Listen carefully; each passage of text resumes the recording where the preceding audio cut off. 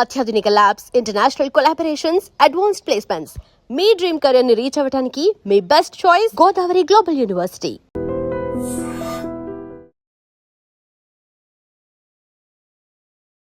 Welcome to I dream. నేను ఉదయశ్రీ. మనకి rectal cancer కి సంబంధించి అవగాహన కల్పించడానికి doctor Ajay Varun Reddy, surgical oncologist, Medicover hospital నుంచి మనతో ఉన్నారు. మాట్లాడదాం. నమస్తే సార్, వెల్కమ్ టు స్టూడియో. నమస్తే. ఈ రెక్టల్ క్యాన్సర్ కేసెస్ మీరు ఎన్నో చూసి ఉంటారు కదా. సో ఎవరిలో ఎక్కువగా చూస్తున్నాం, male or female? A age group వాళ్ళలో రెక్టల్ క్యాన్సర్ వస్తుంది? So first of all, rectal cancer అంటే తెలుగులో పెద్ద పేగు చివరి భాగం, అంటే ఎండింగ్ దాంట్లో రెక్టమ్ అంటారు. సో అక్కడ వచ్చేటువంటి క్యాన్సర్స్ని రెక్టల్ క్యాన్సర్స్ అంటారు. జనరల్గా పెద్ద పేగుని కోలాన్ అని మనం ఇంగ్లీష్లో అంటాం. సో దాని చివరి భాగం రెక్టమ్ కాబట్టి ఇది కంబైన్డ్గా కోలోరెక్టల్ క్యాన్సర్స్ అని కూడా మనం అనుకోవచ్చు. జనరల్గా మేల్స్ ఫీమేల్స్ అంటే జనరల్గా ఇది ఓల్డర్ టైమ్స్లో జనరల్గా మేల్స్లో మోర్ కామన్, ప్లస్ 60 తర్వాత చూసేవాళ్ళం. కానీ ఇప్పుడు ఆఫ్ లేట్ ఇండియాలో ట్రెండ్ ఎలాగైందంటే earliest patient that have seen is 12 years boy కూడా రెక్టల్ క్యాన్సర్ అనేటువంటిది నేను చూశాను. సో ఏజ్ అనేది తగ్గుతూ వస్తుంది. 20, 25, 30 years వారు కూడా చాలా ఎక్కువ చూస్తున్నాము. And generally what is observed is ఇటువంటి యంగ్ ఏజ్లో వచ్చేటువంటి పేషెంట్స్కి ఇంకా కొంచెం అగ్రెసివ్గా ఉంటుంది డిసీజ్. అంటే ఫాస్ట్గా స్ప్రెడ్ అవుతుంది. అర్లీగా డయాగ్నోస్ చేసినప్పటికీ జనరల్గా మనం ట్రీట్మెంట్ స్టార్ట్ చేసేటప్పటికి ఆ టైం డ్యూరేషన్లో కూడా ఒక్కోసారి స్ప్రెడ్ అవుతూ ఉంటుంది. మరి అంత చిన్న ఏజ్ లో ఎందుకు వస్తుంది? Multiple factors. ఎందుకంటే చాలా చిన్న ఏజ్లో జనరల్గా రెక్టల్ క్యాన్సర్స్ చూస్తున్నామంటే జనరలీ అది జెనెటిక్ కాజెస్ వల్ల ఉండొచ్చు. అంటే వంశపారంపర్యంగా ఈ జీన్స్ అనేటువంటిది ఒక జనరేషన్ టు వేరే జనరేషన్ ట్రాన్స్మిట్ అయ్యి ప్రాబబ్లీ వారిలో క్యాన్సర్స్ వస్తూ ఉండొచ్చు. కానీ కొంతమంది ఎర్లీ 20s లో కూడా చూస్తున్నాము జెనెటిక్ కాజెస్ ఏవి కూడా లేకుండా కూడా sometimes they are getting colorectal cancers. ఇందులో మనకు తెలిసినటువంటి రిస్క్ ఫ్యాక్టర్స్ అంటే కొన్ని ఉన్నాయి. జనరలీ పెరుగుతున్న ఏజ్ బట్టి నార్మల్గా rectal cancer, colorectal cancer risk అనేది పెరుగుతుంది. అలాగే కొన్ని రకమైన డైట్, అంటే రెడ్ మీట్ హెవీ డైట్, అంటే రెడ్ మీట్ అంటే చికెన్, ఫిష్ కాకుండా mutton plus other sorts of meat, where ఆ రెడ్ మీట్ కన్సంప్షన్ చాలా ఇయర్స్ ఉన్నప్పుడు, especially seen in western countries ఎక్కువ, సో కోలోరెక్టల్ రిస్క్ ఫ్యాక్టర్స్ అనేటువంటిది కొంచెం పెరుగుతుంటుంది.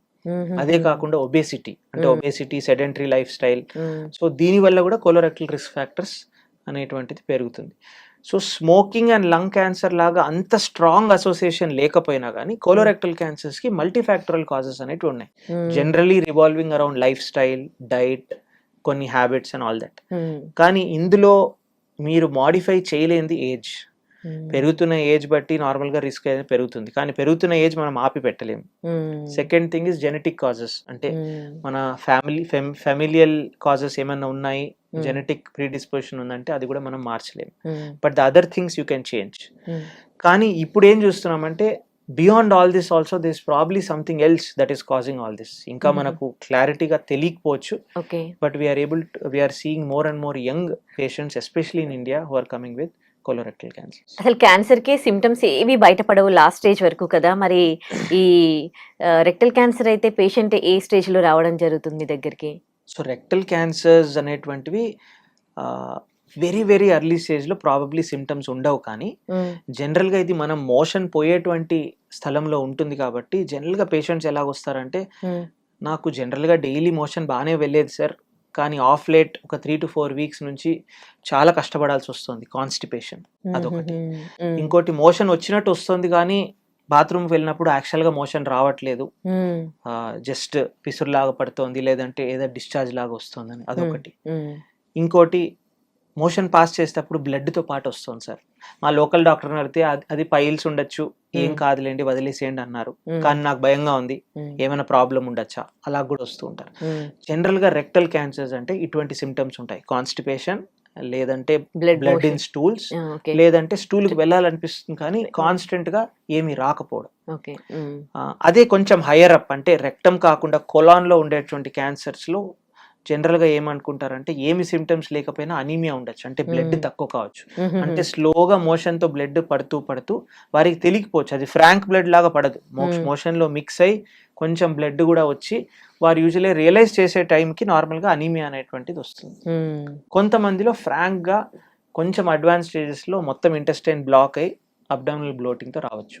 సో సిమ్టమ్స్ అయితే ఉన్నాయి. అంటే మీరు ఎలా గుర్తించగలుగుతారు? నార్మల్గా మీ నార్మల్ మోషన్లో లేకపోతే డైలీ హ్యాబిట్స్ లో ఏదైనా చేంజ్ వచ్చిందా, బయట తిన్నారు 2 or 3 days అన్ఈజీగా ఉందంటే that is okay.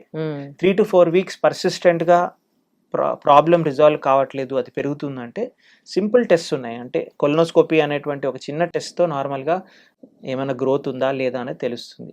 Rectal cancers లో ఇంకా ఈజీ. జనరల్ గా డాక్టర్ దగ్గర వచ్చినప్పుడు వీ పుట్టిన ఫింగర్ అండ్ చెక్ కింద వైపు ఏదైనా గడ్డలాగా ఉంటే we immediately send them for further testing. Okay. So A stage వరకు వస్తే పేషెంట్ ని మీరు అదంటే బ్రతికించగలరు? సో జనరల్గా అన్ని స్టేజెస్ పేషెంట్స్ అయితే నార్మల్గా our intention is to increase their life span. So బ్రతికించగలరు అన్నది కరెక్ట్ క్వశ్చన్ కాకపోవచ్చు, కానీ క్యూరేటివ్ స్టేజెస్ అనేటువంటివి స్టేజ్ 1, 2 and 3.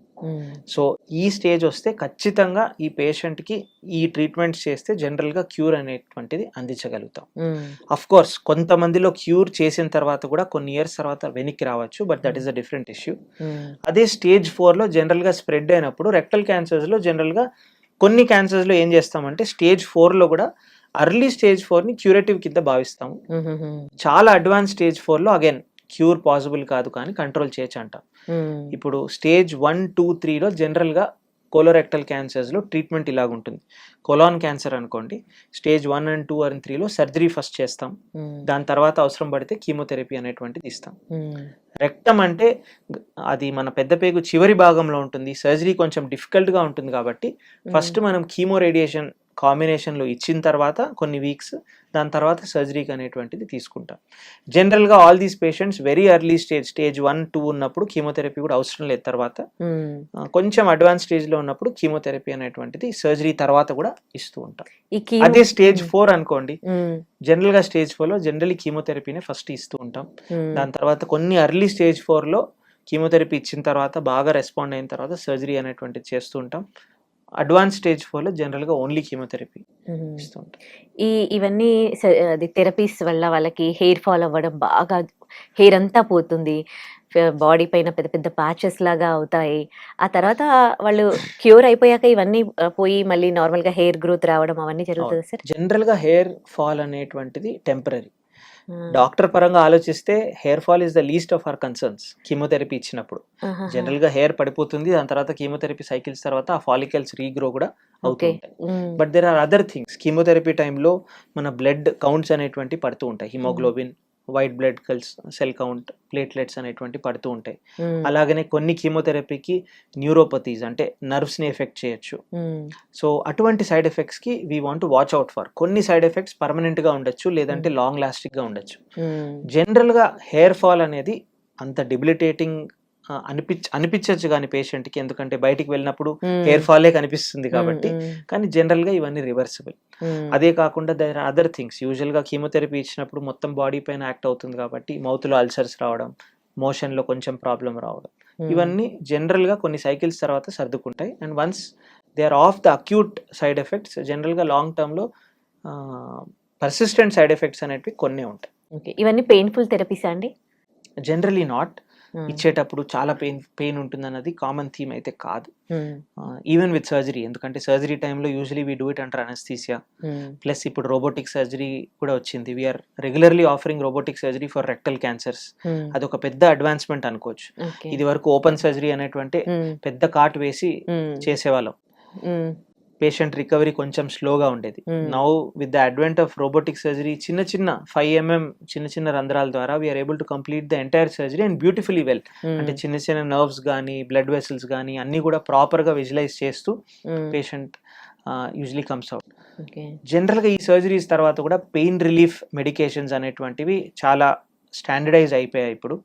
ఎపిడ్యూరల్ లైన్స్ కానీ, లేదంటే పేషెంట్ సెంట్రిక్ పెయిన్ కంట్రోల్ కానీ. సో వాటి వల్ల జనరల్గా పెయిన్ గురించి కంప్లైంట్ చేసే పేషెంట్స్ చాలా తక్కువ. మీరు ఎంత మేజర్ సర్జరీ అయిన తర్వాత కూడా pain relief usually we keep it at a level where they are comfortable. కొన్ని డేస్ తర్వాత ఆటోమేటిక్లీ ఆ పెయిన్ అనేది తగ్గిపోతుంది.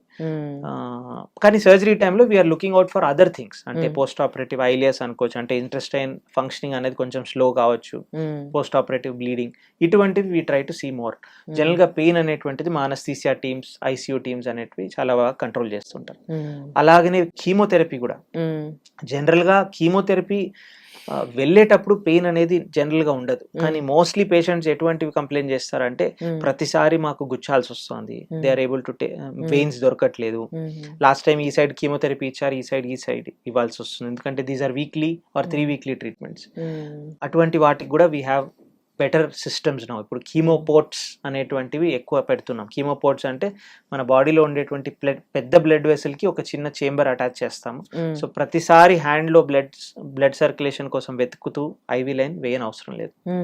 అలాగే రేడియేషన్ కూడా చాలా మంది ఏమనుకుంటారంటే కరెంట్ అనుకుంటారు, అంటే కరెంట్ ఎక్కించినట్లు పెయిన్ ఉంటుందేమో బాడీ అని. It is not, it is an old term. General గా రేడియేషన్ అంటే ఎక్స్రే లాంటిదే, కానీ ఓన్లీ ఇన్కన్వీనియన్సెస్ మీరు డైలీ వచ్చి వెళ్తూ తీసుకోవాలి. It is generally for 3 weeks to 6 weeks. So they are not painful treatments in that sort. కానీ major pain is actually the finances. Still ఇప్పుడు ఇన్సూరెన్స్ కవరేజ్ అనేది 100% లేదు. These are treatments that have to be done based on a protocol. అంటే ఈ ఒక breast cancer కి మనం surgery చేసిన తర్వాత, రేడియేషన్ ఇచ్చిన తర్వాత కీమోథెరపీ ఇవ్వాలంటే ఇవన్నీ చేస్తేనే క్యూర్ అవుతుంది. సర్జరీ ఒక్కటి చేయించుకుంటాం, లేదంటే ఓన్లీ కీమోథెరపీ చేయించుకుంటాం అంటే this is not complete cure. And mostly why patients burden is because of the cost.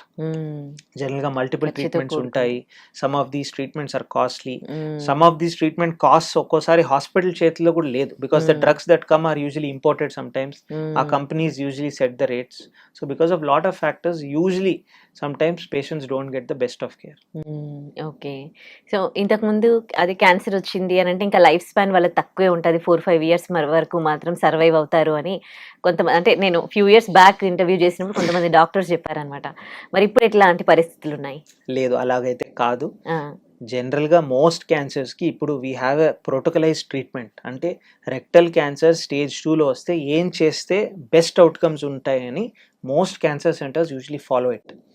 And ప్రతి ఒక్క పేషెంట్ ని కూడా మేము యూజువలీ స్కాన్స్ తో పాటు, బయాప్సీ రిపోర్ట్ తో పాటు, plus family condition and patient condition ని మేము ట్యూమర్ బోర్డ్ మీటింగ్స్ లో డిస్కస్ చేస్తాం. అంటే ఒక surgeon, radiation oncologist, medical oncologist along with radiologist కూర్చొని ఈ పేషెంట్కి బెస్ట్ అవుట్కమ్ రావాలంటే ఎటువంటి ట్రీట్మెంట్ ఆఫర్ చేస్తే బెటర్ అనేది ముందుగానే ప్లాన్ చేసి we usually take the decision. We do it in Medicover also. Usually every week difficult clinical scenarios, difficult patient cases అవన్నీ డిస్కస్ చేసిన తర్వాతనే they get a treatment plan. So ఇంత చేసిన తర్వాత rest assured we're more or less following whatever is there in international guidelines based on that tumour condition. ఇవన్నీ చేసినప్పటికీ some are very difficult cancers to treat.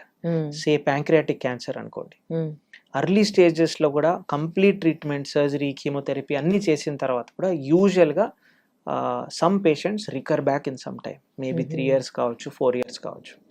కానీ అదే thyroid cancers అనుకోండి, thyroid cancers కొంచెం advance స్టేజ్లో ఉన్నా కానీ మేము ప్రాపర్ సర్జరీ చేసిన తర్వాత దాని కీమోథెరపీ కాదు, రేడియో యాక్టివ్ ఐడిన్ అనేటువంటి ఒక లిక్విడ్ వస్తుంది. అది ఇచ్చిన తర్వాత generally most patients don't recur back with diseases. So ప్రతి ఒక్క క్యాన్సర్ సబ్సైట్కి, టైప్ ఆఫ్ క్యాన్సర్కి యూజువలీ ద ప్రోగ్నోసిస్ డిఫర్స్. కానీ generally speaking we are in a much better place than we were 20 years back. ఇప్పుడు ట్రీట్మెంట్స్ చాలా అడ్వాన్స్ అయిపోయాయి. Blanket rule గా cancer వచ్చిన వెంటనే 4-5 years బతుకుతారన్నది that is a totally wrong concept. It is become a rarity now. But still stage 4 very advanced cancers కి we're not able to cure it completely in some cases. Okay, మీరు ఇందాక అన్నారు కదా పిల్లల్లో కూడా ఈ క్యాన్సర్ వస్తుందని. మరి పిల్లల్లో ఒకవేళ క్యాన్సర్ వచ్చినప్పుడు మీరు ట్రీట్ చేసిన తర్వాత వాళ్ళకి ఎట్లా ఉంటుంది నెక్స్ట్? జనరల్ గా పిల్లల్లో క్యాన్సర్ రావడం అనేటువంటిది అన్ఫార్చునేట్, ఎవరు కూడా కోరుకోరు. But the good thing is పిల్లల్లో సర్జరీ చేసిన తర్వాత, అడల్ట్స్కి సర్జరీ చేసిన తర్వాత మీరు ఒక డిఫరెన్స్ నోటీస్ చేస్తారు. పిల్లలు next day they are up and running. So వాళ్ళ హీలింగ్ బాగుంటుంది, వాళ్ళ రికవరీ బాగుంటుంది. ఇన్ఫాక్ట్ అదే సర్జరీ మనం 40 year 50 year వాళ్ళు చేస్తే they are usually bed ridden for 2 or 3 days. పిల్లలు they respond very well to at least surgery. అలాగే కాకుండా పిల్లల్లో జనరల్గా బ్లడ్ క్యాన్సర్స్ అనేటువంటివి ఎక్కువ. సో బ్లడ్ క్యాన్సర్స్కి ఇప్పుడు treatments are very very good. Pediatric ALLsలో క్యూర్ రేట్స్ అనేటువంటి ఆల్మోస్ట్ మోర్ దెన్ 98%. సో ఆ కీమోథెరపీ ఇచ్చిన తర్వాత generally they get cured very well. అలాగే పిల్లల్లో కిడ్నీ క్యాన్సర్స్, రెట్రోపెరిటోనల్ ట్యూమర్స్ అంటారు, న్యూరోబ్లాస్టోమాస్, అటువంటివి జనరలీ సర్జరీ స్పెసిఫిక్ ట్యూమర్స్ ఉంటాయి. అలా కూడా చూస్తూ ఉంటాం. జనరలీ పిల్లల్లో the challenges are they are growing. ఆ గ్రోత్ ఫేజ్ లో యూజువలీ మనం కీమోథెరపీస్, రేడియేషన్ ఇవ్వాల్సి వస్తుంది. Some of these can cause other unintended side effects, అంటే గ్రోత్ స్టంటింగ్ రావచ్చు, లేకపోతే ఇవి రావచ్చు. బట్ అట్ ద ఎండ్ జనరల్గా depending on which subsite of tumours, కొన్ని సబ్సైట్స్కి చాలా మంచి క్యూర్స్ ఉన్నాయి, కొన్నిటికి లేకపోవచ్చు. లైక్ పీడియాట్రిక్ బ్రెయిన్ ట్యూమర్స్ రావచ్చు జనరల్గా. సో వారి సర్జరీ అంతా చేసిన తర్వాత సమ్ అమౌంట్ న్యూరలాజికల్ డెఫిసిట్ ఉండొచ్చు. ఓకే, పిల్లలైనా పెద్దలైనా కొంతకాలం పాటు మాత్రం ఫాలో అప్ లో ఉండాలి ఖచ్చితంగా. And diet లాంటివి. అవును, జనరల్ గా 5 years వరకు స్ట్రిక్ట్ ఫాలో అప్ అయితే ఉండాలి. ఓకే, మరీ ప్రాబ్లమాటిక్ అయితే ఫస్ట్ 3 years అన్నా మా దగ్గరకు రమ్మంటాం, మిగతా 2 years వాళ్ళ లోకల్ ప్లేస్లో అట్లీస్ట్ డాక్టర్కి ఏమేమి ఫాలో అప్ చేయాలనేది చెప్తాం. This is mandatory in most cancers. ఏమనుకుంటా అదే అపెండిక్స్ కానీ, గాల్ బ్లాడర్ సర్జరీ కానీ, వేరే సర్జరీస్ చేసుకున్నప్పుడు, కాస్మెటిక్ సర్జరీస్ కానీ అటువంటి చేసుకున్నప్పుడు once the patient is fine, తర్వాత రాని అవసరం లేదు. It is up to them whether they want to come and visit the doctor. But క్యాన్సర్స్లో usually we have a strict follow up regimen. Right, thank you so much doctor. Thank you.